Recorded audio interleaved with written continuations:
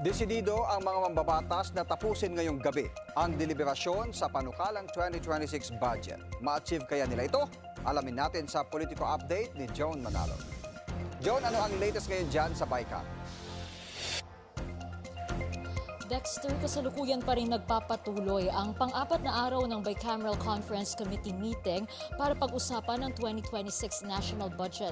Kanina ay naganap ang medyo naging mainit na diskusyon sa pagitan ng House at Senate panels kaugnay dito sa mga isinumiteng realignment ng Department of Transportation at Department of Agriculture. Bagamat naaprubahan ang proposed budget ng DOTR, napag-usapan muna ang apela nito na realignment ng pondo para sa LRT-1 Cavite Extension Common Station at Automated Fare Collection System.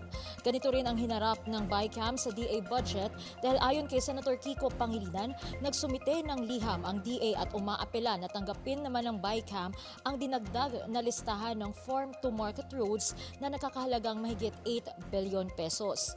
Ikinagalit ito ng iilang mga senador kabilang na nga si Senator Loren Legarda na nagsabing hindi raw tama ang ganitong practice dahil mayroong deadlines na sinusunod sa pagsusumite ng proposed budgets. Idiniin din niya na mayroong sapat na panahon ang mga ahensya para ayusin at siguraduhin na tiyak at tama ang kanilang mga isinumiteng proposal sa NEP at lalo na sa Kamara at sa Senado. Paliwanag naman ni House Appropriations Chair Mika Swansing, ayaw sana nilang i-entertain ang mga ganitong request pero critical projects aniya ang LRT-1 Cavite Common Station at Automated Fare Collection System ng DOTR.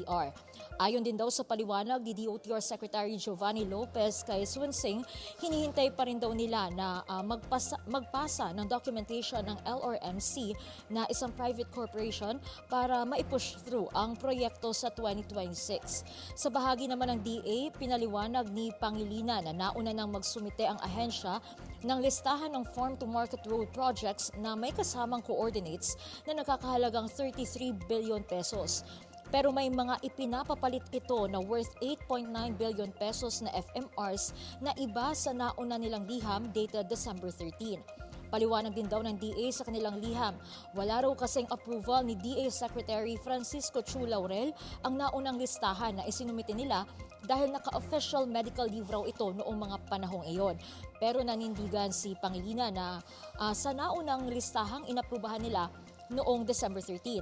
Para naman kay Senate Finance Committee Chair Win Gatchalian, they will approach it on a case-to-case basis. Depende kamo sa urgency at importance ng request. May ilan pang mga ahensya na sasalang sa BICAM ngayong araw, kabilang na nga rito ang DPWH na ipinagpaliban muna ang diskusyon ng House at Senate panels dahil patuloy pang pinag-aaralan ng Senado itong sinumite nilang additional data kaugnay sa kanilang proposed 2026 budget. Dexter. John, kung yung pang-apat na araw ng BICAM ay natapos kaninang mag-aalas 2 na madaling araw, ito ba'y pwedeng umabot pa o lumagpas pa sa ganung oras mamaya?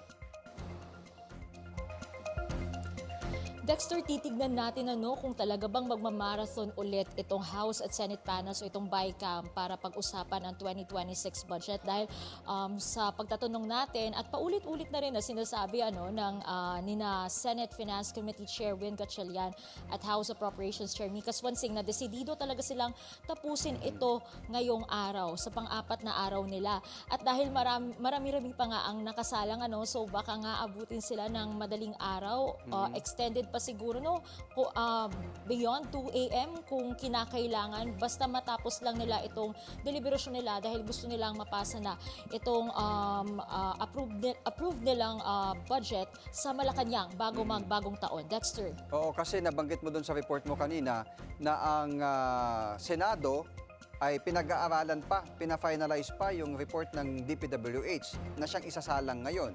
Kung hindi matapos siguro ng Senado, may isasalang kaya ngayon? So magkakaroon pa ng another extension kaya ng BICAM bukas? Titignan natin kung ano ang sasabihin ni Senate Finance Committee Chair Win Gatchalian at House Appropriations Chair Mika Swansing patungkol dito. Pero sa ngayon ay patuloy pa rin yung deliberation nila inside the session hall para matapos yung 2026 national budget sana ngayong gabi. Dexter. Maraming salamat, Joan Manalo.